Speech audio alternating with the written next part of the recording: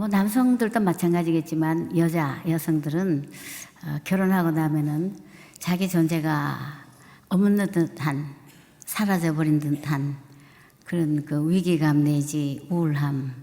그리고 나는 뭐 때문에 사는가? 뭘 위해서 사는가? 한 남자의 아내로, 아이들의 엄마로 이렇게 살면서 나는 뭔가 하는 이런 자기 정체성에 대한 고민을 아마 누구나 다 한 번쯤 하셨으리라고 생각합니다. 어떨 땐 내가 없는 것 같은 삶. 제가 노처녀로 선도 안 보고 신랑 후보생이었던 김영길 씨와 결혼하고 난 뒤에 그리고 아이 엄마가 되고 맨날 기저귀 빨고 널고 식사 준비하고 아이 둘을 키우면서 나는 뭔가 내가 이거 하려고 얼굴도 한번 남편을 따라 미국에 왔던가 하는 이 마음의 스산한 바람, 누구도 느끼지 못하지만 저 자신에게는 그런 바람이 불고 있었습니다. 그리고 남편은 저를 따라 교회를 다니기 시작했지만은 운전해주는 역할로, 그리고 교회 다니는 시간이 이제 늘어날수록, 나날이 길어갈수록 제게 질문들을 쏟아붓는데 제가 대답할 말을 준비하지 못했습니다. 그 중에 질문들이 왜 예수님이 성령으로 탄생했느냐? 요셉과 정혼했는데 조금 빨리 탄생했다 해도 문제가 없는데 이 말도 안 된다. 그런 질문들. 또 성경을 읽기 시작하면서 물이 포도주로 변한 것에 대해서 무섭게 반발하면서 잔치집에 포도주가 떨어졌으면 포도주를 배달해야지 어쩌자고 H2O를 배달하느냐. H2O가 배달하는 과정에서 화학 방정식이 변해버렸다. C2H5OH로 변했다나요? 그래서 과학자인 나는 도저히 믿을 수가 없다. 그리고 또 요한복음 6장을 읽더니 이것은 2장보다 더 큰 문제가 발생했다. 어떻게 보리떡 5개, 물고기 2마리로 5,000명을 먹이고도 12바구니가 남았느냐. 이것은 과학의 기본 법칙인 질량 보존의 법칙에 어긋난다. 그렇게 질문들을 했을 때 저는 온유한 말로 대답할 말을 준비하지 못하고 늘 남편을 협박했습니다. 그렇게 따지면은 하나님 몹시 기분 나빠하시니까 무조건 믿으라고. 그런데 저는 제 마음에 구멍이 뚫린 듯 바람이 불기 시작했고 한 번씩 두 아이들을 아무도 도와주는 사람 없이 이제 키우니까 누가 아이들을 좀 잠시 며칠만 데려가 줬으면 너무 고맙겠다 하는, 혼자 있고 싶어 하는 마음, 도망가고 싶어 하는 마음. 그리고 그것이 어떻게 표출이 되냐면 신경질로 표출이 됐습니다. 그래서 죄 없는 남편에게 막 화를 내고 뭐 그러면 두 아이들을 데리고 방으로 숨으면서 니네 엄마 화났으니까 우리가 숨자. 그러고는 한참 있다가 방문이 조금 열리는데 거기에 아버지 얼굴, 아들 얼굴, 딸 얼굴이 나란히 빼꼼히 내다볼 때에 제가 굉장히 죄의식을 느끼고 나는 왜 이렇지? 제 자신에 대한 화가 나는 것. 나는 이 수준밖에 안 되는가? 남편을 교회 다니자고, 하나님 믿자고, 그거 아니면 결혼 못하겠다고 조건을 내걸었는데, 그리고 남편 제 딸 운전도 해주고 교회를 다니는데, 그리고 내가 지금 별로 부족한 게 없는데 내 마음에 부는 바람을 어떻게 멈추게 할 것인가? 근데 그 하나 더 무서운 남편의 일격은 제가 화를 좀 멈추고 나니까 이렇게 얘기했어요. 혼잣말처럼. 그 참 이상하다. 우리 누나는 예수 믿지 않아도 당신처럼 신경질 안 내는데 당신은 예수 믿으면서 그렇게 신경질, 히스테리가 많으니 그 참 이상하다. 그 얘기에 제가 너무너무 부끄럽고 나는 왜 이럴까? 나는 왜 이 모양일까? 그 즈음에 저희 교회, 물론 미국 한인교회였었죠. 어떤 분이 저보고 미세스 김은 구원의 확신이 있느냐? 그래서 제가 그게 무슨 말인데요?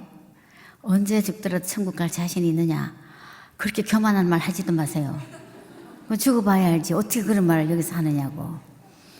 그때부터 그분들은 저를 포섭 대상으로 알고 저희 집을 자주자주 방문하고 전화로 성경 구절 이걸 읽어봐라 저걸 읽어봐라 하는데 또 자존심이 상했습니다. 나도 어릴 적부터 요하부 유치부 쭉 다 다녔는데 그런 이 마음에 그때 제가 그 유치한 시를 생각났습니다.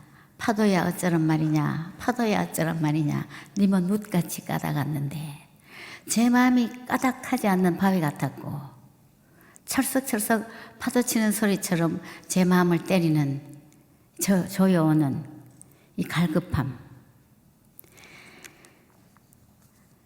이런 난 앞으로 뭘 위해서 살며 어떻게 살 것인가 하는 이 근본적인 문제에 남편도 자식도 눈에 보이지 않고 하나님 앞에 제가 절규하면서 엎드렸습니다. 그게 아마 하나님이 저를 부르시는 사인이었던 것 같아요. 그런데 너무 놀랍게도 김영길 성도가 그때는 성도였었죠. 성도가 많이 크리스찬이티 기독신앙 예수님에 대해서 궁금해하던 남편이 어느 날 한 권의 책을 읽고 제게 들려줬던 이야기는 저에게 영의 눈을 뜨는 먼저 된 자가 나중되고 나중된 자가 먼저 된다고 남편의 입을 통해서 오늘 우리가 불렀던 찬양 저는 찬양을 할 때 너무나 가슴이 떨렸습니다. 아름답고 놀라운 예수 그 하나는 주님의 사랑 그 누구도 다 알 수 없는 그분의 사랑을 비로소 제가 느끼기 시작했어요. 남편의 입술을 통해서 그때 제게 들려줬던 이야기가 저는 너무 소중해서 아마 저와 같은 사람들이 꽤 있을 거다. 교회는 열심히 다녀도 또 이미 이 문제가 해결됐다 해도 한 번쯤 나누고 싶다 하는 생각으로 이 제목을 생명이라고 제가 붙였었습니다. 저는 기적에 대해서 무조건 믿으라고 남편을 협박했지만 남편은 그날 밤 그 예수 그리스도의 그 신성과 인성, 그 하나님의 오묘하신 진리, 아까 우리가 찬양했습니다. 그 오묘하신 진리, 지혜를 말해줄 때 그 하나님이 어떤 분이신가? 우리 죄가 무엇인가? 죄는 뭐 살인, 시기, 질투, 도적질 이거 하지 않아도 이미 태어날 때부터 눈먼 소경으로 태어났다는 것. 아담 이후로 우리는 이미 죄인으로 죽음이 지목된 상태로 태어났다는 것. 그래서 하나님을 로마서 1장 21절 이하에 하나님께 감사하는 마음도 없고 하나님을 영화롭게도 할 줄 모르고 그리고 그 마음이 허망해져서 허무주의에 빠져서 그 다음에 사랑하는 것이 우준하게 돼서 준자에는 벌레 충자가 2개, 3개 들어있습니다. 벌레처럼 근시안적으로 자기 앞에 것만 바라보고 영을 모르고 영생을 모르고 죽음 이후의 삶을 모르는 그런 벌레 같은 인생. 그러다가 보니까 피조물의 영광과 하나님의 영광을 혼돈해서 그래서 죄의 증상들이 시기, 질투, 수근수근 이러한 모든 증상들이 나타난다는 것. 그 말에 김영길 성도는 자기가 죄인인 것을 확실히 깨달았다. 그런 얘기인데 저도 그 고백이 제게 전염돼서 나도 죄인이지. 저는 그전까지는 죄인일 수도 있다. 그렇게 생각했는데 제가 죄인인 것을 그날 확실하게 제 자신을 들여다보게 됐습니다. 그리고 죄인은 언제부터인가? 저는 그전에 아담 할아버지가 좀 원망스러웠거든요. 그분이 괜히 선악과 따잡숴가지고 그것만 안 잡섰으면 우리 아직도 낙원의 에덴에 있는데 그 에덴의 뜻은 delight, 기쁨이라는 뜻인데 기쁨을 누리고 살 텐데 이렇게 기쁨이 없고 허무주의에 빠지고 생에 절망하고 불안하고 두려워하고 하는 이것이 아담 할아버지 때문이었다. 제가 그렇게 생각했었는데 그날 남편의 입을 통해서 하나님 우리를 너무너무 사랑하셔서 우리에게 자유의지를 주셨다는 것. 로봇으로 만들지 않으셨다는 것. 로봇은 자유의지가 없이 입력한 대로 움직이기 때문에 오늘 이 수요 여성 예배에 아침에 오신 여러분들은 입력한 대로 오신 것이 아니고 자유의지로 이 아침에 오셨다는 것. 수도 없이 우리는 선택의 특권을 가졌다는 것. 그래서 누가 그러죠? 인생은 B와 D 사이에 있다. birth, 탄생, D는 death, 가운데 C, choice. 우리는 항상 매 순간 선택권을 하는 우리를 너무 사랑하셨어. 로봇이 아니기 때문에 선택권을 주셨다는 것. 근데 그 아담 할아버지가 선택권을 잘못 택한 이후로 그때부터 DNA가 영적 죽음을 가지고 태어났다는 것. 그날 밤 그 이야기는 제가 100%, 100% 제가 받아들이면서 죄인을 구원하고 싶어 하시는 애타는 하나님의 사랑, 그 사랑 때문에 결국은 레위기의 그 수많은 우리 지난달에 생명의 삶이 레위기였었습니다. 예전에는 레위기가 너무나 재미없었는데 그 진리를 깨닫고 나니까 흠없는 양이나 염소나 송아지의 피로 하나님께 나아가는 제사 제도를 주셨다는 것을 깨닫기 시작했고, 그 사람이 죄를 지었기 때문에 사람이 죄를 지불하고 갚아야 되는데 어느 누구도 모든 사람이 죄를 범하였으며 로마서 3장 23절에 하나님의 영광에 이르지 못하기 때문에 사형수가 사형수를 대신해서 형을 살아줄 수가 없기 때문에, 죽어줄 수가 없기 때문에 사형 집행이 되지 않는, 사형수가 아닌 죄가 없는 아담의 선악과 따먹기 이전의 상태로, 그리고 양이나 염소가 아닌 완전한 인간이 죄값을 지불해야 되고, 근데 그 완전한 인간은 아담 이후로는 자격 상실자라는 것. 그래서 조건은, 구원의 조건은 완전한 인간이어야 하고 죄가 없어야 되고, 그 조건을 만족시킬 수 있는 분은 어머니 뱃속에서 아버지의 욕정으로 태어난 우리들은 아무도 대신해서 죽어줄 수 없다는 것. 그러나 그 하나님의 사랑으로, 그 놀라우신 지혜로, 그 놀라우신 전능하심으로, 놀라우신 능력으로 하나님이 육신을 입고 똑같은 인간으로 아담과 같이 똑같이 태어나셔서 육신의 유혹을, 육신의 정욕, 안목의 자랑, 이생의 자랑, 그 영과 육과 혼의 유혹을 다 물리치고 이 땅에 어린 양으로 죄값을 치르기 위해서 오셨다는 것. 그래서 요한이 예수님 보고 보라, 세상 죄를 지고 가는 하나님의 어린 양이로다. 어린 양으로 오신 예수 그리스도를 그날 밤 비로소 제가 바라보게 됐습니다. 그리고 예수님 십자가에 돌아가실 때 다 이루었다, 이 말 한마디는 경제학적 용어로 다 지불했다. 죄값을, 한 사람 아담 때문에 사망이 왕노릇하게 됐는데 두 번째 아담으로 불리우는 예수 그리스도 때문에, 그분이 죄값을 다 지불했기 때문에 우리에게는 사망에서 생명으로 옮겼고 심판에 이르지 않고 영생에 이르는 길을 열어주셨다는 것. 그래서 오늘 이 찬양은 이 놀라우신 은혜, 아름답고 놀라우신 예수 그리스도, 한없는 하나님의 사랑, 주님의 사랑, 그 누구가 이 진리를 다 깨달을 수 있을까? 그 주님 앞에 오늘 저와 여러분 서 있는 겁니다. 이 사랑의 주님. 그날 밤 저는 남편의 입을 통해서 그 다 지불했다는 얘기가 결국은 죄값을 다 지불하고, 우리가 아파트 사면 계약금 내고 중도금 쭉 내고 마지막 대금을 다 지불했을 때 우리 것으로 이전하듯이 그 예수 그리스도, 그분을 믿기만 하면은 우리 하나님의 자녀가 되는 권세를 주셨고, 우리는 특권을 누리고 살 수 있는 하나님 자녀가 됐다는 이 진리 앞에 저는 그날 밤 참 쑥스럽기도 하고 부끄럽기도 하고, 남편 앞에서 운다는 것은 좀 힘들죠. 근데 저는 그날 울었습니다. 남편 앞에 운 것이 아니라 하나님 사랑 앞에. 난 잘 몰랐었다고 제가 그랬어요. 난 잘 몰랐네. 예수님 날 위해서 돌아가신 걸 나는 잘 몰랐다고. 그럼 제가 울었습니다.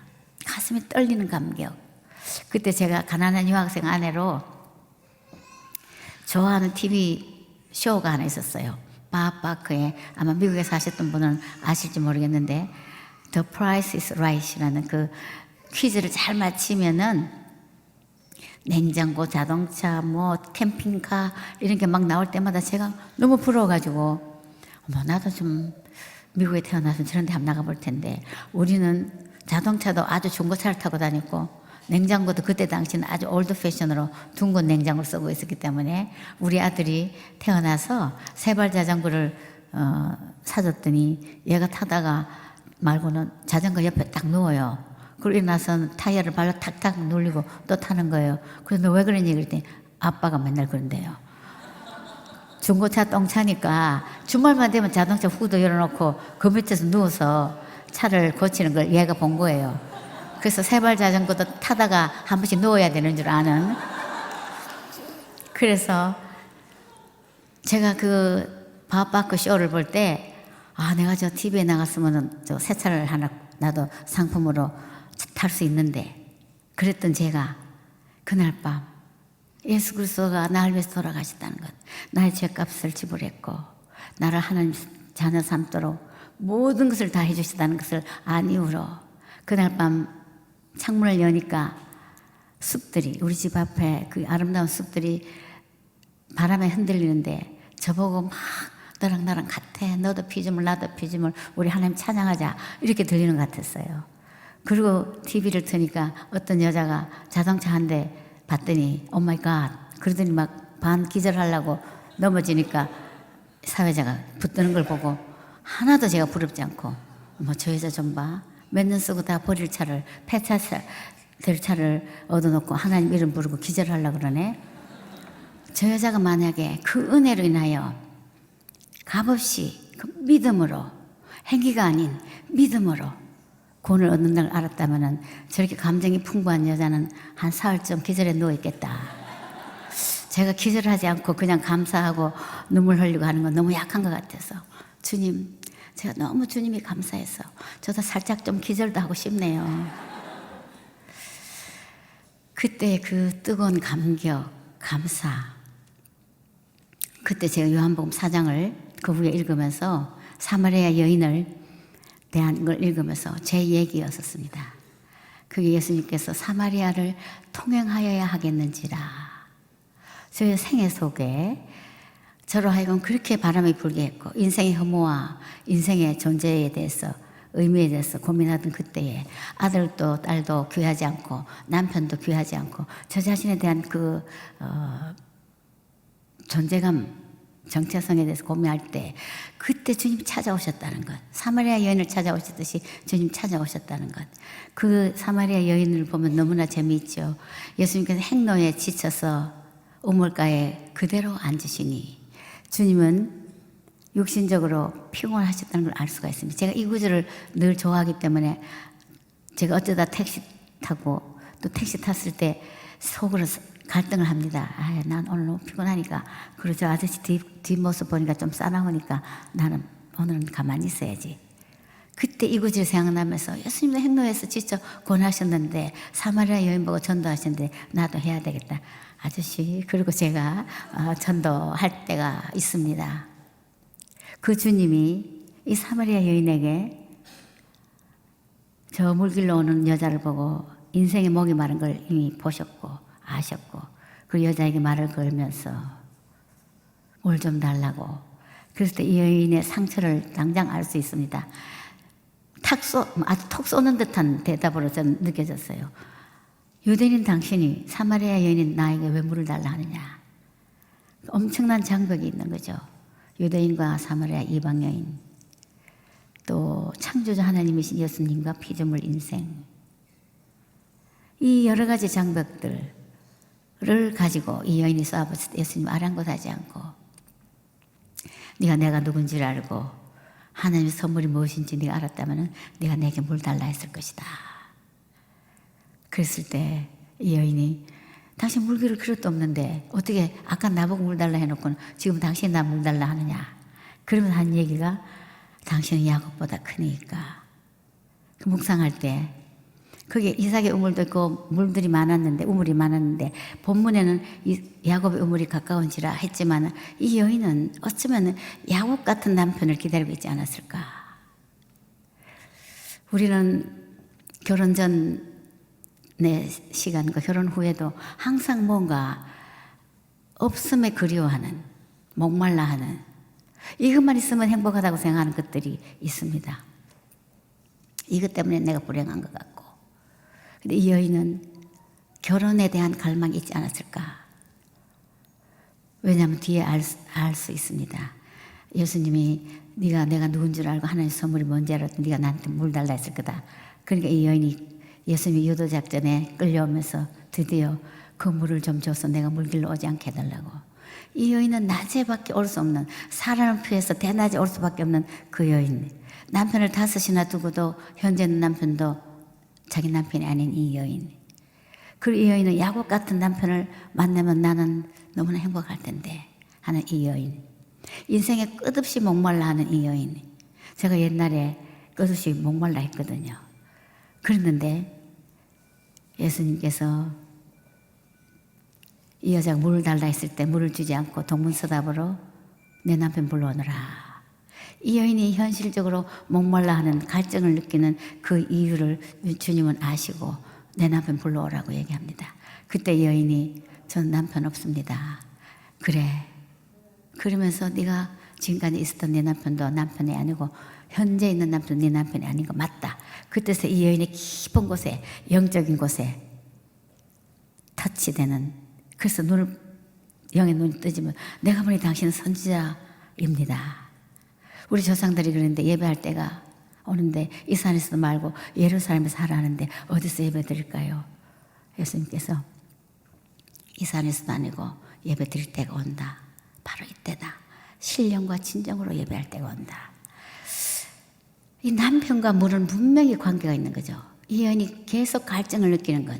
우리는 아내로서 여인으로서 계속 예수 그리스도 외에 가졌으면 좋겠다고 생각, 해결되면 좋겠다고 생각하는 소원들, 예수 그리스도 외에, 예수 그 이름 외에 다른 이름, 다른 목적, 자녀의 문제일 수도 있고 물질인 것 수도 있고 뭐 여러 가지 자기 안에 아픔, 이것이 어쩌면 주님은 드러내라고 오늘 이 아침에도 생명 대신 예수 그리스도 이분 외에 내 한쪽 구석에 감춰놓은 나 자신의 어떤 숨어있는 남편이 있지 않을까. 이 여인은 야곱이 14년이나 라헬을 얻기 위해서 투자했던 그런 멋진 남성상을 그리고 있었다면 우리는 우리 인생 사는 동안에 한 번 사는 인생 가운데에 예수님 외에 나 이것만 있으면 난 참 행복할 텐데 나도 꿀리지 않을 텐데 아니 이것이 어쩌면 우리들의 남편일 수가 있는 거지요. 그 남편 불러오라고. 그 남편이 주님 앞에 나와야만 드러내야만 생명 대신 예수 그리스도를 만나니까. 그래서 이 여인에게는 남편이 최고의 행복의 기준이고 가치척도고 삶의 목표고 인생의 전부. 저는 그랬었거든요. 제가 그 진리를 깨닫기 전까지는 제게는 너무나 많은 인간이 갖고 있는 나름대로의 가치척도도 있었고 행복의 어떤 목표도 있었었는데 그날 밤 그 예수 그리스도가 나를 위해 돌아가셨다는 것, 나에게 영생을 주시기 위해서 이 땅에 오셨다는 것, 그리고 이것은 믿음으로 행위가 아닌 믿음으로 자랑치 못하게 하는. 그래서 제가 교만하다고 쏘아붙였던 그 교회 친구에게 전화를 당장해서 난 예수 그리스도가 나의 구주인 걸 나 이제야 알았다고. 그들이 너무나 기뻐했습니다. 그런데 그뿐만 아니라 우리에게는 이 여성들, 우리에게는 이 자존감이 해결이 돼야 되는데 저는 결혼하고 참 지나고 나면 우리 김영길 장로 이제 천국에 가 계시지만은 제가 그 점은 남편에게 고맙게 생각하는 게 하나 있었어요. 왜냐하면은 첫째 얼굴을 안 보고 했기 때문에 이분은 얼굴에 대해 자유할 거다. 인물이 이쁜 여자를 찾지 않는다는 거. 그거에 대해서 굉장히 고맙게 생각했어요. 제가 딸이 하나고 오빠들이 많았는데 이 오빠들이 저만 지나가면 어이 호박이 지나간다. 그리고 쟤는 호박밭에 갖다 놓으면 주스 없으면 못 찾는다. 지나가기만 하면 호박 이렇게 불렀어요. 그래서 제가 너무나 속상하고 자존심이 상해서 어머니에게 엄마 나 좀 이쁘게 놔주시지 어쩌자고 이렇게 호박으로 놔줘서 오빠들이 호박이라고 놀린다고. 오빠 친구들이 오면 저보고 방에서 나오지 말라요. 호박이라 창피하다고. 그래 갈 때까지 방에서 못 나왔습니다. 그래서 난 선은 안 봐야지. 선만 보면 난 딱지 맞을 거니까. 근데 하나님의 은혜로 선도 안 보고 결혼하겠다 해서 얼른 결정해버렸죠. 그 여성들의 자존감을 형성하는 데 외모가 굉장히 중요한데 그 외모에 대해서 저는 여지없이 상처를 받았었고 어떤 능력에 있어서는 제가 이런 얘기를 하면 아는 분들이 그런 시절이 있어도 저 사람 앞에서 얘기를 못 했거든요. 사람 앞에서 이렇게 나와서 얘기한다는 건 상상을 못하는, 배가 살살 아프고 걱정이 많고 책 읽을 시간 되면 벌써 손에 땀이 나는 제가 이렇게 말을 할 수 있다는 것은 이 사마리아 여인이 예수 그리스도를 만나고 동네로 뛰어가면서 자기가 기피했던 동네, 만나고 싶지 않았던 사마리아 그 동네를 뛰어가면서 와보라고. 우리가 기다리는 메시아를 만났다고. 왜냐하면 예수님이 내가 보니 당신이 선지자로소이다. 메시아가 오시면 다 가르쳐 주신다고 했습니다 하고 예수님께 말했을 때 예수님이 최초로 이 여인에게는 자기 자신을 공개합니다. 내가 그러라. 얼마나 복 많은 여인인지. 저와 여러분도 내가 그러라 주님을 만나셨지요. 그러고 나서 우리 그 다음 행동은 사마리아 동네로 뛰어가는 이 여인. 와보라고. 사마리아의 최초의 선교사가 아닐까. 복음 전도자가 아닐까. 그 오빠들이 놀리던 자존감이 약했던 제가 또 학교 다닐 때는 상중하 공부를 만약 한다면 중상 정도 겨우 반장은 한 번도 해본 적이 없고 6명 중에 그것도 부분단장도 아니고 그래서 저희 아버지가 친척들에게 예 부분단장도 했다고 그렇게 하셨던 제가 예수 그리스도 만난 이후로 와보라고 사마리아로 동네를 뛰어가는 이 여인처럼 제가 얼마나 간이 커졌는지 그때부터 꿀리는 게 없고 겁나는 게 없고 그때 당시 그랬었어요. 그리고 영어를 잘 못하는 제가 옆집 미국 친구에게 예수님이 어떤 분인지 그 여자는 주이신데도 불구하고 이사야서 53장을 펴놓고 네가 믿는 예수님 메시아가 이 예수님이라고 기다리는 그분이 바로 이분이라고 그 담대함이 어디서 나왔을까? 예수님은 하나님 안에서 저의 존재 가치를 가르쳐 주셨습니다. 성부 하나님 안에서 저는 하나님 딸이라는 이 소속감. 그 다음에 예수님이 저를 위해서 그 엄청난 대가를 치르고 십자가에 돌아가시면 다 이루었다 지불했다고 하는 이 가치, 저의 가치. 가치는 값을 지불한 만큼 가치를 부여하는데 저는 누가 뭐래도 예수짜리입니다. 여러분들도 예수짜리입니다. 이걸 생각하면은 우리는 꿀릴 게 없는 거예요. 때로는 물론 낙심도 되고 또 위축될 때도 있죠. 그런 이 생각을 하면은 예수 그 이름 앞에 나 예수짜리인데 겁날 것이 없다는 이런 담력을 주시는 거죠. 그래서 성자 예수 그리스도 안에서 나의 가치, 성령 하나님 안에서 자신감. 뭐 미국 사람이 한국말 못하는 거나 한국 사람이 영어 못하는 거나 피장파장 이런 배짱이 생기는 거죠.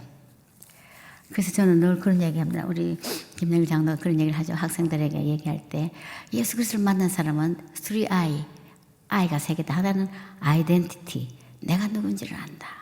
내가 하나님 앞에 존재 가치가 발견할 수 있고 내가 너무나 소중한 그 예수 그리스도 안에 신비스러운 나 자신의 위치와를 안다. 아이덴티티.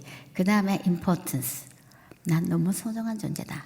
인생은 함부로 살 인생이 아니다. 엄청난 대가를 치르고 산 생명이기 때문에 인생이기 때문에 참 소중하다 하루하루가. 세 번째는 임팩트. 이 사마리아 여인처럼 영향력을 발휘할 수밖에 없는 거죠. 가만히 있지를 못하는 거죠. 이 소중한 것을 발견하고 저는 한국으로 오자고 남편을 졸랐습니다. 사실 여성들이 미국 사는 것은 상당히 남편만 생각, 자식만 생각하고 지장스러운 주변의 사람이 없기 때문에 시댁과의 관계라든지 그래서 어떻게 보면 참 좋죠. 그런데 저는 사마리아로 달려가는 사마리아 여인처럼 한국에 와야 되겠다 싶은 생각이 계속 나는 거예요. 눈을 감으면 믿지 않는 시부모님, 또 우리 어머니께 제가 예수님에 대해서 자세하게 썼죠. 우리 어머니는 교회를 다니고 저를 통해 없고 교회 다니신 분인데 제가 보니 우리 어머니 엉터리인 걸 알았습니다. 저희 아버지에게 전도를 안 하시는 거예요. 그리고 하시는 얘기가 너희 아버지는 법 없이도 사시는 분이다. 그리고 은퇴하시면 나갈 거다. 우리 어머니가 그냥 편안하게 저희 아버지를 그냥 방치하시는 걸 보고 우리 어머니는 엉터리다, 가짜다. 그래서 제가 편지에 아주 앞뒤 빡빡하게 예수님 얘기를 써서 보내면은 어머니, 아버지 편지 보시고 얘네들이 결혼 생활에 문제가 있구나. 어떻게 이렇게 예수 얘기밖에 없느냐. 그전에는 아이들을 어떻게 키우고 아이들을 모아주고 잔치를 했고 손님을 초대했고 반찬을 뭘 했고 이런 걸 쓰니 그거 하나도 없이 처음부터 그게 예수님 얘기밖에 없으니까 얘네들이 아무래도 문제가 생겼다. 그래서 저희 어머니는 좌로나 우로나 치우치지 말아라. 이렇게 편지가 온 거예요. 그래서 제가 우리 어머니가 엉터리인 걸 알게 됐고 우리 시부모님도 전혀 경상도 그 안동 유교 집안에 양반을 자랑하는 그래서 제가 동네를 뛰어가듯이 귀국하자고 졸랐습니다. 그리고 귀국하게 됐고 그리고 그 얘기 다 못하지만 저희 시부모님 차례차례 예수님 영접하시고 저희 어머니도 물론 구원의 확신을 갖게 되고 저희 아버지에게도 전도하고 저희 아버님은 교회를 개척하는 하나님 특권과 축복을 주셔서 그렇게 되셨죠. 그런데 저희 시어머님이 제일 복음적인 말씀을 하신 것은 우리가 죄인이라는 부분을 대해서 아들이 이제 설명을 하니까 야, 내 말 맞지? 그래, 맞아. 죄인이고 말고 생각 좀 해봐라. 밤중에 길 가다가 사람 만나는 것이 짐승 만나는 것보다 더 무서운 것은 인간이 악하기 때문이지. 그러면서 사람이 밭에 나는 식물 다 뽑아먹고 물에 있는 물고기 다 건져먹고 날아다니는 짐승 다 잡아먹고 그러고도 입에서 나가는 말은 악한 말만 거짓말만 솔솔 나오니 죄인이고 말고 나도 죄인이야. 그 다음 얘기가 내가 죄가 많아서 니네 집에 시집 와서 1년에 열 몇 번 지내는 4대 봉제사를 지나잖아. 제사 지내는 게 너무 힘드시다는 그런 얘기겠죠. 어쨌든 어머님은 예수님을 영접하셨습니다. 그리고 세례받고 한 차례 또 정월 대보름에 강가에 나가서 물고기 용왕님을 먹였다는 소문이 들려서 제 어머님이 서울 오셨을 때 아무리 세례까지 받으시고 그렇게 하시면 안 되죠. 그랬더니 깜짝 놀라시면서 야, 그거 누가 너한테 다 일러주디? 그러시더니 그게 마지막이야. 사람도 한꺼번에 끊으면 박절해서 안 되지. 내가 가서 다시는 안 온다고 내가 지금 고별 인사를 하고 왔지.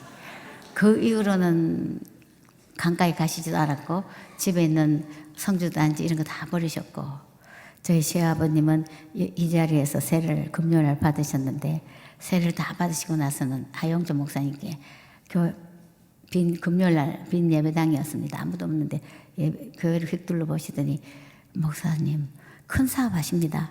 그래서 내가 뜻밖의 얘기라서 저희가 너무 놀라서 세례 문답은 잘하셨습니다. 예수 그리스도 외에는 천하에 구원받을 이름이 없다는 걸 입으로 시인하셨고 나도 80평생 하나님 모르고 살았는 것이 죄라는 걸 알았다고. 그리고 예수님 아니고는 제가 천국 갈 수 있는 명단에 생명력에 기록이 안 된다는 것도 알아서 오늘 세례 받으러 왔습니다. 그까지 학별을 하셨는데 큰 사업 하신다고. 그때 목사님이 껄껄 웃으시면서 예, 어르신 제가 큰 사업을 합니다. 그래서 저는 속으로 맞지요. 제 속으로 천하 한 영혼이 천하보다 귀한데 이 영혼들을 하나님께 인도하는 이것이야말로 사업 중의 사업 최고의 사업인 거죠. 그래서 하여튼 집안에 그런 복음이 들어오면서 사마리아 여인을 제가 읽을 때마다 하나님의 그 놀라우신 은혜는 사마리아 여인에게 국한된 것이 아니고 제가 소금물을 마신 듯이 항상 갈증을 느꼈던 제게 생수 대신 예수님이 찾아와 주셔서 저에게 하나님 딸 삼으셨습니다. 그리고 제가 남편을 통해서 또 하나 배웠던 그날 밤 얘기가 기적에 대한 이해였었습니다. 기적은 제가 무조건 믿었지 논리적으로 설명을 못했는데 그날 밤 제게 기적에 대한 얘기를 본인이 깨달았다고 하면서 아무 갈등이 없는 거예요. 이 세계는 4차원적인 세계가 있다. 제일 밑바닥에는 물리세계 이노게닉 월드. 거기는 거기 나름대로 자연 법칙이 있다. 거기서 하나 더 플러스 알파 올라가면 오르게닉 월드. 무생물의 세계, 그 다음에 생물의 세계. 거기는 거기대로 그 바이올로지컬 로가 있어서 생물의 법칙이 있다. 굉장히 정교한 우리 생물 시간, 물리 시간을 배우는 법칙이 있는 거죠. 전자, 양성자, 뭐 이런. 그 다음에는 생물학적인 법칙. 거기서 하나 더 올라가면 동물 세계, 애니멀 월드. 거기서 하나 더 올라가면은 인간 세계가 있는데 동물 세계는 생물 세계와 달리 운동성이 있어서 그리고 제한되었지만 지정의 감정이 있다는 거죠. 집에 키우는 개가 주인 알아보고 꼬리를 흔들고 뛰어오고 움직일 수 있고 짖고 감정이 있다는 거죠. 지식, 감정, 의지가 있다는 거죠. 가장 제한된 부분이죠. 그러나 하나 없는 것은 영적인 채널이 없다는 것. 동물은 영적 채널은 인간은 원래 아담이 죄짓기 전에 영과 혼과 육으로 되어 있다. 영적 죽음이 먼저 왔는데 동물은 아예 영이 없다는 거예요. 영은 하나님을 예배하는 채널이고 양심인데 동물치고 양심이 있어서 옆집 아이 운동화 뜯어도 미안하다고 말하는 개는 없습니다. 그리고 동물이 예배 드린 거 못 보셨죠. 영이 없기 때문에. 그러나 우리 인간은 영이 있는데 아담 이후로 영적 죽음 상태로 태어났어. 그것 때문에 갈증을 느낀다는 거죠. 영적 빈 공간을 파스칼은 영적 진공 상태라고 표현합니다. 스피리추얼 베큐um 상태다. 그래서 거기다가 지식으로 명예로 예술로 다 채우려고 하지만 그걸로 결코 행복하지 않는다는 거예요. 그 채울 수 있는 것은 예수 그리스도 그분밖에 없다는 것. 그래서 예수님을 알고 나면은 영과 영이 회복이 되고 살리는 것은 영이니 육은 무익하니라. 영적 죽음 때문에 만족하지 못했지만 예수 그리스도 만나기만 하면 우리는 만족할 수 있다는 거예요. 그런데 성경은 무생물의 세계, 생물의 세계, 동물 세계, 인간 세계 거기에 또 하나 더 영적 세계가 있다. 스피리추얼 월드. 한 단계 아래에서 위에 보면 전부 기적투성이라는 거죠. 개나 고양이가 주인을 보면 기적을 일으키는 사람입니다. 컴퓨터를 두드리죠. 운전을 하지요. 비행기를 타지요. 개의 머리는 도저히 이해가 안 되죠. 그러나 인간 세계는 그 자연 과학의 법칙으로 내추럴 로로 이해가 되는 거죠.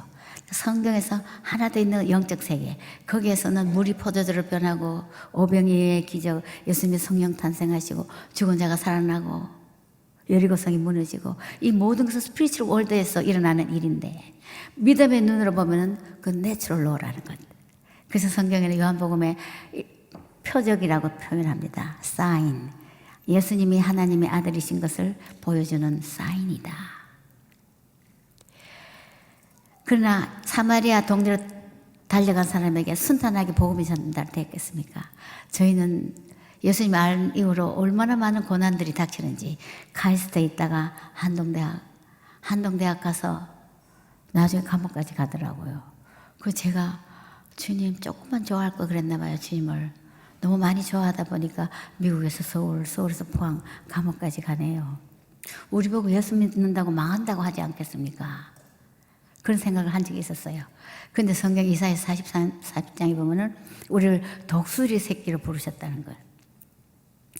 바람이 불어야 거목이 되듯이 우리가 참새 새끼를 부르지 않고 독수리 새끼로. 제가 독수리 훈련 얘기를 어느 설교 목사님을 통해 들으면서 독수리 어미아비 독수리가 새끼 독수리를 키울 때 맛있는 먹이를 물에다 주다가 어느 정도 크면은 공중 낙하 작전을 시킨다고 합니다. 그러면 애기 독수리는 정신없이 추락하면서 죽는 소리를 내지만 밑에서 입을 쫙 벌리고 어미 독수리가 받아서 또 올라가서 또 떨어뜨리면 이제는 아비 독수리가 또 받고 계속 공중 낙하 작전을 하다가 보면은 날갯짓을 드디어 하기 시작합니다. 저와 여러분은 그리스도 안에서 거듭난 우리들은 독수리 새끼로 얼마나 추락하는 일들이 많이 있는지 죽을 지경인 것 같은 이게 정말 하나님의 계획 속에 있는 것인지 의심할 정도로 겁나는 일들이 많이 생길 때 참새는 그렇게 훈련시키지 않는다고 합니다. 왜냐하면 어미 참새가 받을 능력이 없기 때문에. 근데 우리는 독수리 새끼예요. 그리고 독수리는 전천후의 새라는 것. 폭풍우와 바람에 참새는 처음 밑에서 비를 피하고 떨고 있지만 독수리는 창공을 올라가면서 그 높은 창공 속에서 유유히 전천후의 대기권을 나르는 독수리. 저는 비행기 타면 여러분도 비행기 타시면 잘 이해하시겠죠. 일단 뜨고 나면은 가장 평온한 대기권을 비행기가 나릅니다. 우리 신앙생활 하면서 그렇게 무서운 어려움, 고난, 역경. 그래서 여러 번 당하다 보니까 이제 조금 비결을 배웠고 또 배워가고 있습니다. 이제는 별로 겁나는 게 없다는 거. 간이 커져가고 있는 거죠. 그리고 인생은, 그래서 제가 다음 주간에는 영생이라는 주제로 간증을 나누려고 하는데 예수 그리스도를 안 이후로 그 평안한 삶, 평온의 삶이 물론 깨질 때가 많지요. 섰다 하나 넘어질까 조심하라. 그때가 너무나 순간순간이 중요하지만은 가난에도 처할 줄 알고 부에도 처할 줄 알았어.